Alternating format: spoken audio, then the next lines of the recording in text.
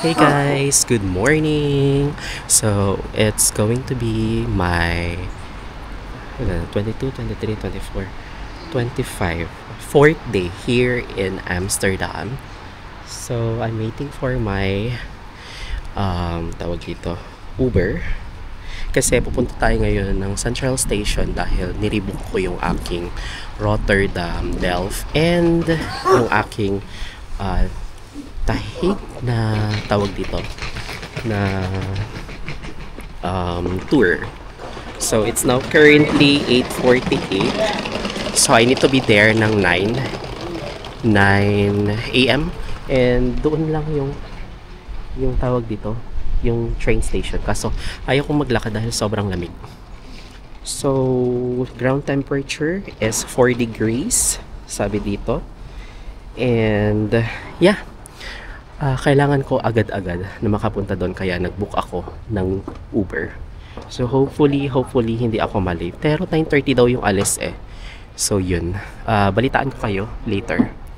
Alright guys, so we are now finally here sa Amsterdam Central Station. So nagmamadali na ako kasi kailangan kong mahabol yung 9 na sabi ni ate kailangan nandun na daw. I need to be there at around 9. So, talagang lakad-lakad tayo. Bilisan. So, ito, again, ang Central Station. So, some of you, kabisado na to kasi lagi ko siyang vlog here. So, yeah. Oh my God. Ito na lang siguro kung kakain ng lunch. Pero in fairness today, hindi ganun ka-lamig. So guys, bilisan ko na yung lakad ko. Wait lang ha. Alright, so we made it ng 9 doon. And then, yeah, so ito yung ticket. So between 9 to 9:15 daw is kailangan nandoon na daw sa platform. So platform B daw. So dito yung bus station. I need to get here. Sabi ni ate, wait, I'll double check. And then hanapin daw yung parang uniform din nila. Oh, seriously?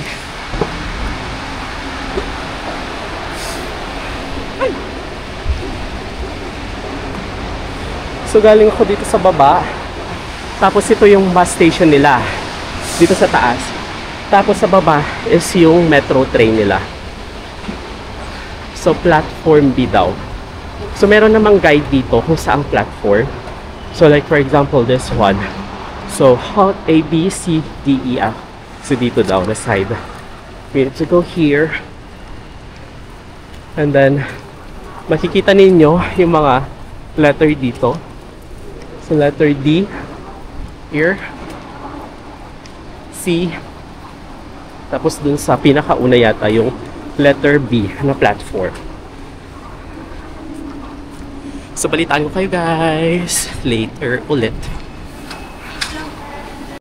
Okay guys, so ito na yung platform B. So wait na lang tayo dito up until 9:30 kasi 9:30 yung departure daw. 9:30 yung departure.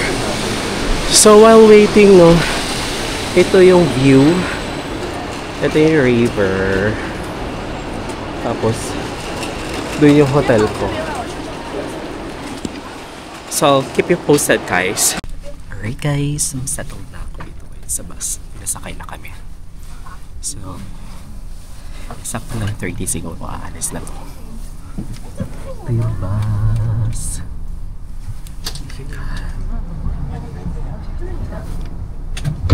So balitaan ko kayo guys kapag nandoon na ako ha?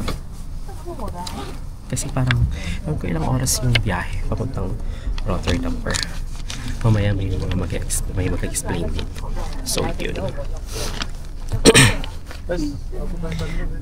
Mahina lang yung boses ko kasi kaya naman kapag ano.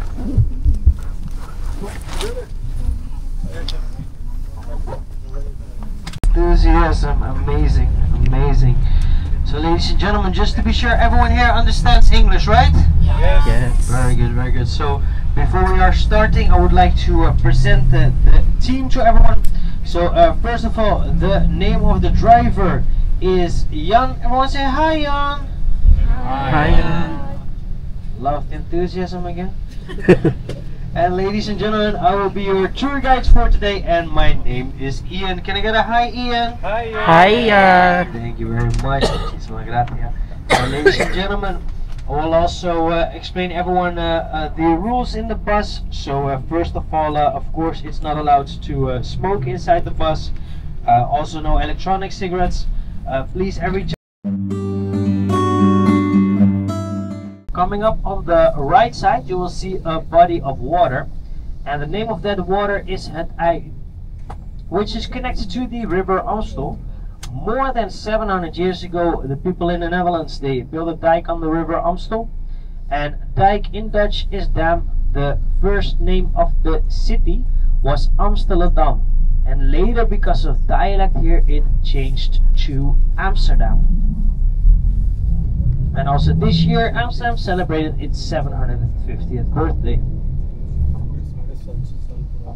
Also, I don't know if you noticed it, but we have a lot of bikes in Amsterdam.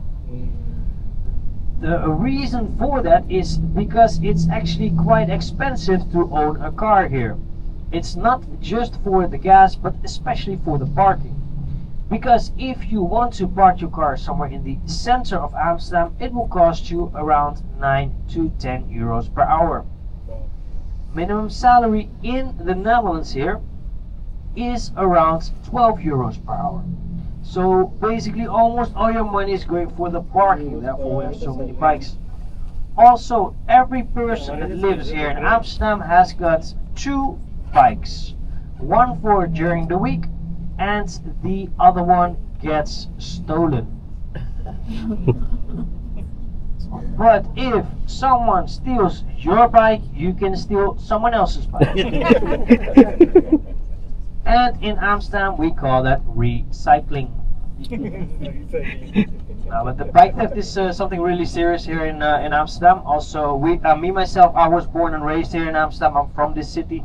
And you can actually easily recognize people from the city driving bikes, because what we do, we normally buy very old and ugly bikes because we are scared that people will steal them. A lot of times the locks that we have on our bikes are worth more than the bike itself. So if you see a good looking bike, you know it's not from us, okay? Also, a lot of times people are wondering why we don't wear helmets, right? Because in a lot of countries helmets are mandatory. So in the Netherlands, the helmets are not mandatory. It is advised, but the reason we don't wear it, because we don't like the way it looks. It's really the case, really. We prefer to have a brain damage than a bad hair day. Basically, that's it. Here also on the right side, you can see a very big building. The name of that building is The Magnets. I call it The Toilet. Also, the apartment in the middle has been sold for 10 million euros. Yeah, that's a very overpriced toilet. Yeah. Okay guys, so yun na nga nag-start na mag-explain si Kuya. So sabi ng ganun, may mga barriers daw dyan. So yan, katulad yan. Reason daw kung bakit may mga barriers yan, para ma-protect daw yung mga houses sa noise. So grabe pala dito. Sobrang ang daming binabayaran din ng mga taxes. Sabi rin ni Kuya, yung mga tax din is napupunta dito sa parang may separate na tax sila dito. Tapos basta madami sinabi mga tax na binabayaran.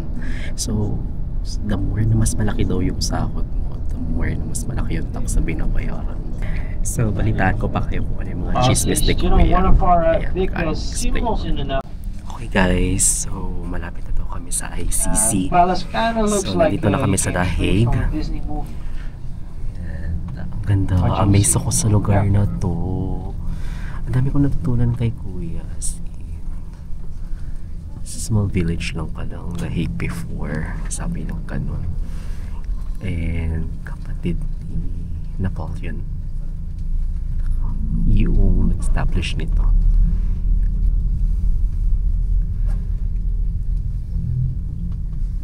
Tignan nyo guys, ang ganda.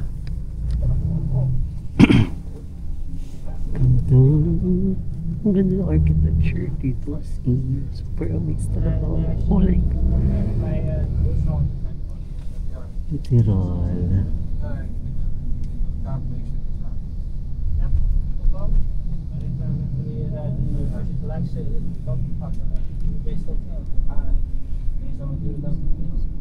Here also on the Ayun left, guys, underneath daw. this tree, you see a Yung blue Peace pillar. Palace. That is the World Peace Flame. And next to it, you'll see stones. Every stone comes from a different country. And next to it, you have a map. You can actually see which stone comes from which country. So, ladies and gentlemen, Yan, baba lang because kami, guys. we're gonna have some free time Explore here daw to take dito. pictures. You can Pipicture. cross the road over. Okay guys, so nandito na tayo ngayon sa Peace Palace. Here, Peace Palace. Visit natin si Duterte. Charot. So, kailangan ko lang ng magandang spot to do that picture taking. I know, medyo mahirap to kasi I'm the only one here. I'm a solo traveler here.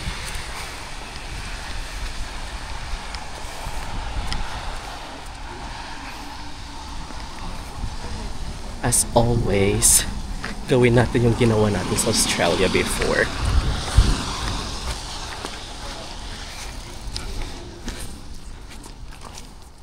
Yan, wait lang guys.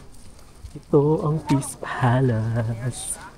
Hanap lang ako ng magandang spot dito. Wait.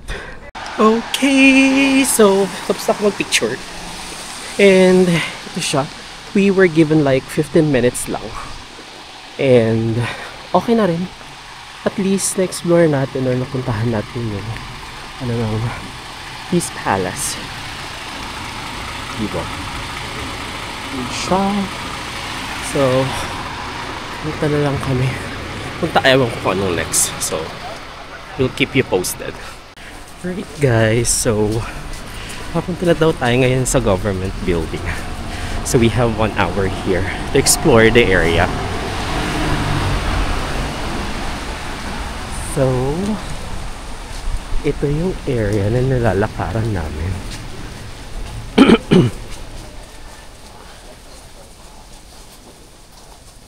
Wish ko lang hindi ako mawala.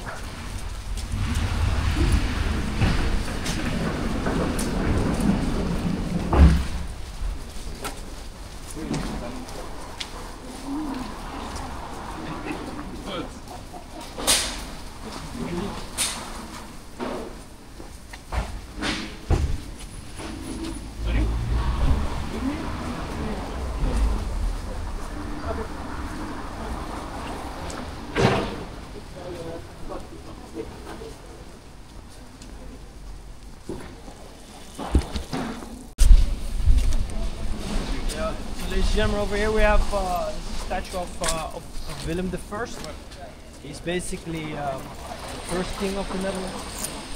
He also created, his official name was Willem van Oranje.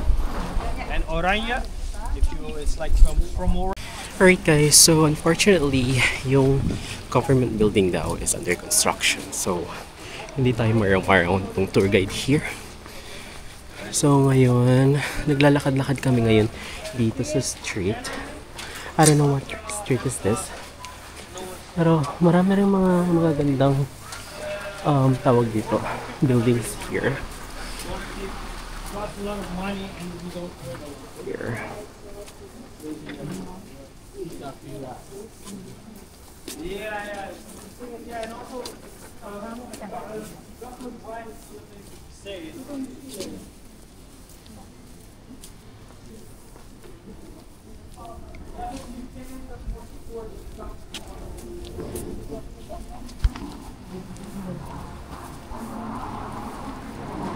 This is called the Mauritshuis. This yellow building has got one of the most famous paintings of Vermeer, which is the girl with the pearl. When the truck pass.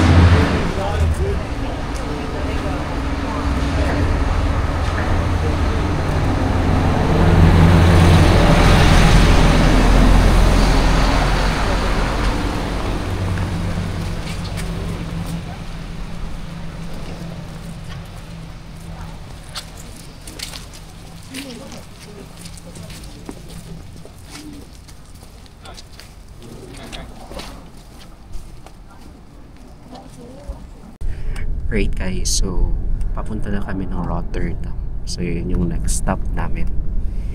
And balitaan ko kayo kung ano yung pwedeng makain doon kasi doon daw kami kakain. So currently it's now 12:31 the afternoon here. So medyo okay yung weather, tolerable, and at the same time buti na lang nagkaroon ng araw, di ba? At least maganda yung mga pictures natin. So balitaan ko kayo guys once nasa Rotterdam na kami. Right guys, so nandito na kami sa Rotterdam and now free time namin dito kasi kakain kami. Tapos nasa harapan namin yung mga cave houses. Minutes past 2. So 20 minutes past 2 we're gonna go. So you have more than 1.5 hours to eat. More than 1.5 So 20 hours. past 2 we're gonna go. Ito yung ano, cave houses. Oh, ganda. At the same place where the driver drop us off. So ladies and gentlemen, here coming up on the right side, there you see a church, which is it's a church of Rotterdam. Actually survived the bombing. And this modern building over here that coming up on the right side, you'll see that is the Markto. That's the inside marketplace I was telling you about. So this one was built in 2014. So it's very new, and it was opened by Queen Maxima. All surround it are all living houses, are all apartments which people are living. And inside, in the middle, of course, you have that's where you have the marketplace itself. So funny thing is, people are around it. So people that live inside the building, in the window, through the window, they can actually look at people shopping. Also, if you go inside, you'll see upstairs also really beautiful big painting. Also, make sure to don't miss it. So ladies and gentlemen, yeah, again, so 20 minutes past 2 will be our time of departure. Also from the same place where the driver will drop us off. So 20 past 2, we're gonna go.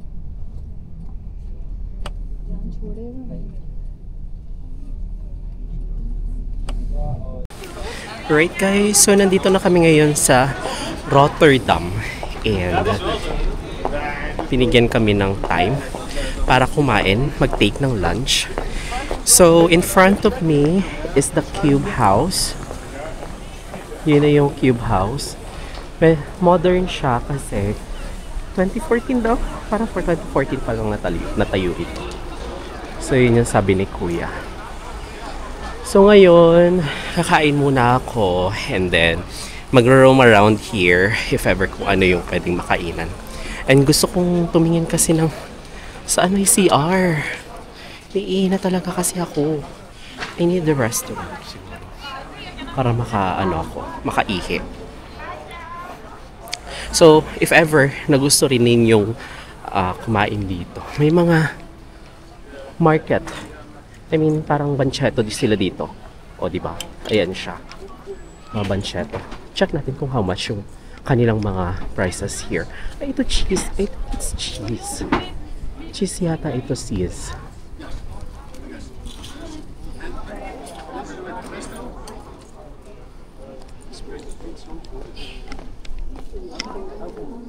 Cheese siya. Tapos may mga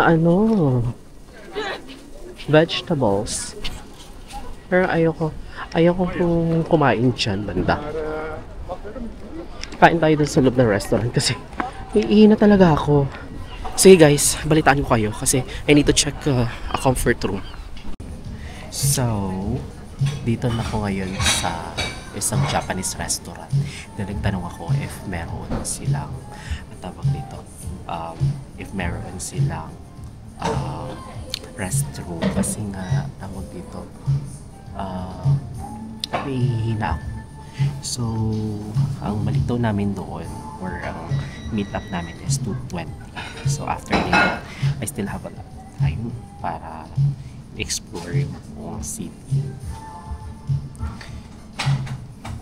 So kanso lang yung aking binili para hindi ako masyadong mabusog dahil nga baka may mag-jobs ako. Ganun kasi yung eme. So yun. So balitaan ko kayo if ever na ano yung next na itinerary namin. So yeah.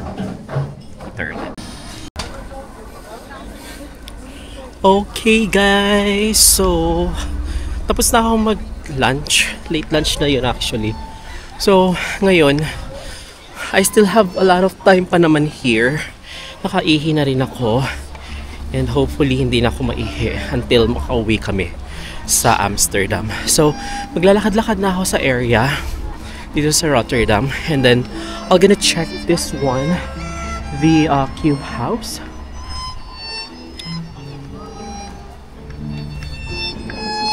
Oh,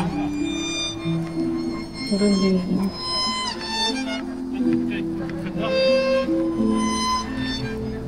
So ito yung Cube House. Ito siya. But I don't know where is the harap. Ito siya. Picturean ko lang siya guys.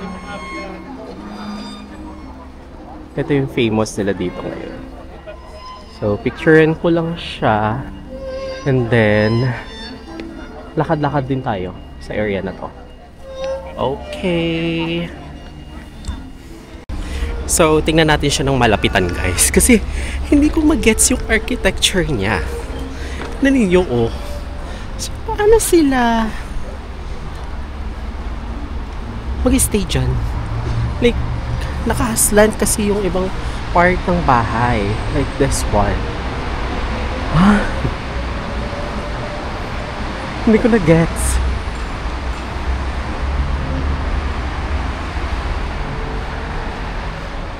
Let's see doon sa kabila.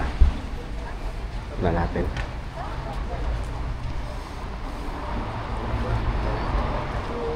Pwede naman yatang dumaan dito.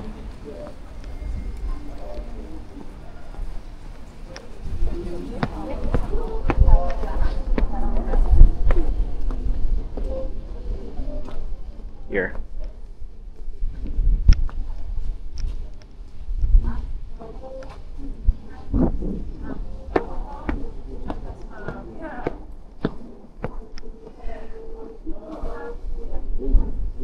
Oh, dito siya. Dito siya guys. Bakit ganun? Parang wala nang nakatira dito. Like, meron. Pero, hindi ko gets. Parang gusto kong tingnan yung loob. Alam mo yun, na-curious ako kung ano yung loob ng bahay. Anyway, ganito siya.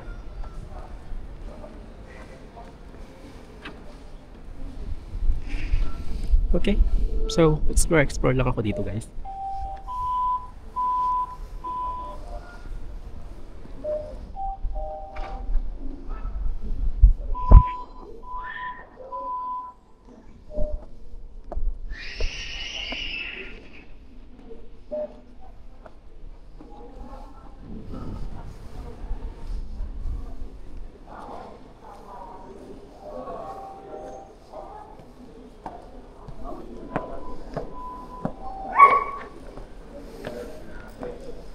Ay.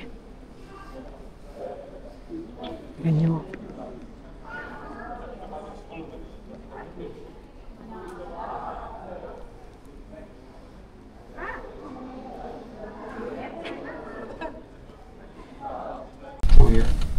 And all the way goes eventually to C. Yeah.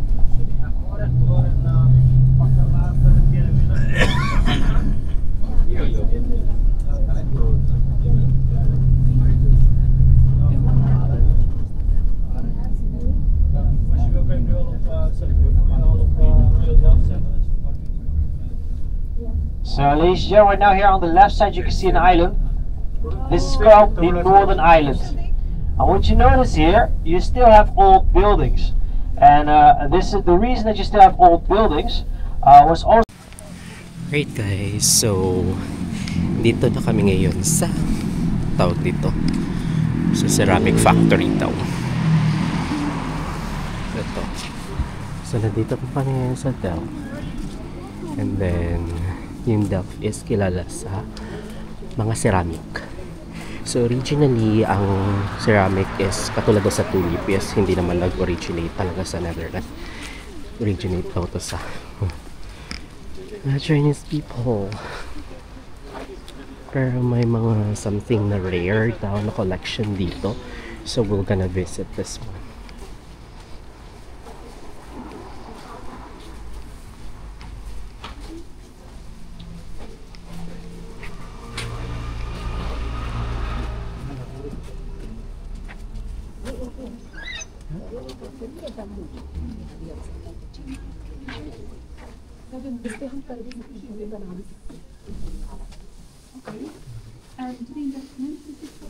Ik tel zo hoor. Wie wil gaat eerst Okay, doorlopen? Ja. so please follow me. The first 16. Okay, I'm the Oh, oké, good. Wait. Misschien heb ik het te veel.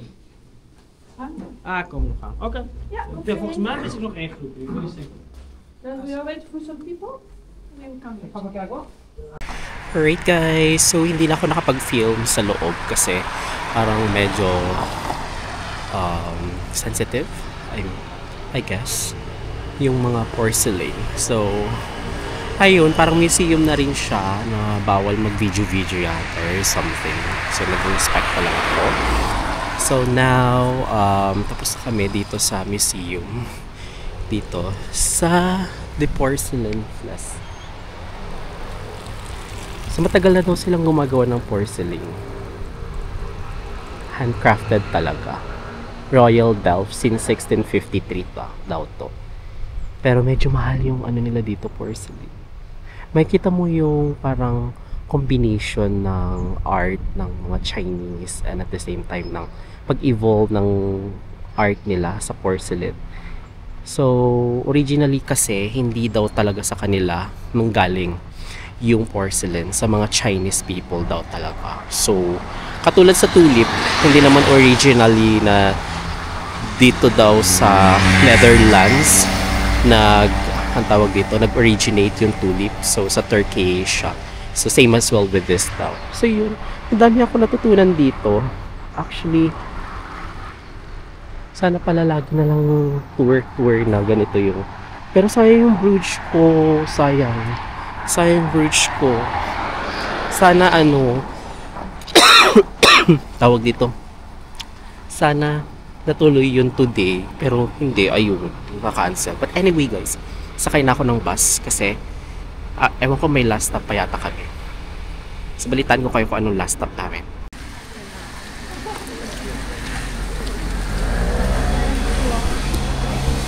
Alright guys, so ang last stop daw natin is itong Delft City Center. So itong Delft very parang siyang ghost town. Parang siyang ghost town. Parang siyang ang vibe niya parang sa Katoomba sa Australia. Ganito din.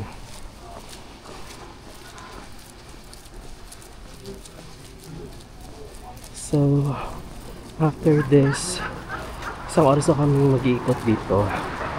And then, after this is, pabalik na kami ng Amsterdam. So, siguro,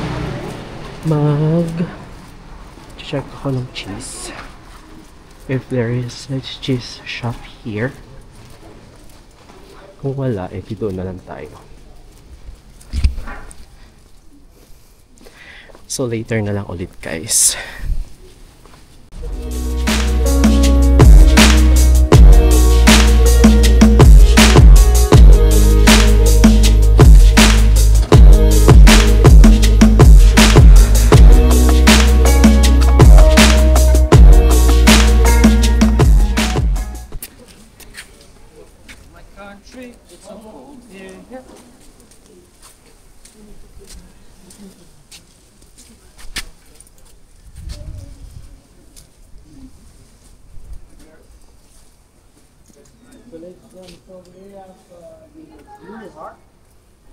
It's actually symbolizing two things. First of all, it's symbolizing because of the fact that it's like the heart belt. Blue is still symbolizing the Delft blue. Something also that made really Delft really cool. Okay guys, so nasa city center na tayo ng Delft. And merong cheese factory dito. Old factory daw siya. Masarap siya actually. Kasi wala siya yung mga maliliit. Hindi ko ng mga maliliit na panregalo sana.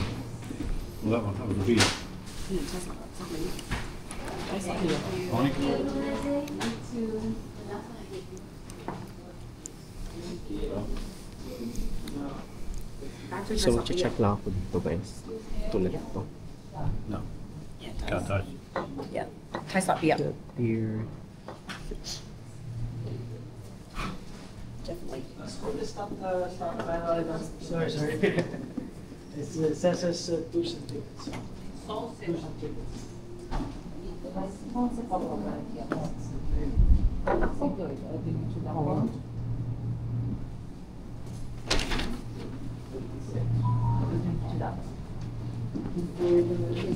Five, né? Isso aqui que a gente vai comer. Esse é que a gente vai comer juntos, né? Deixa eu botar. Ó. Eu acho que vai gostar.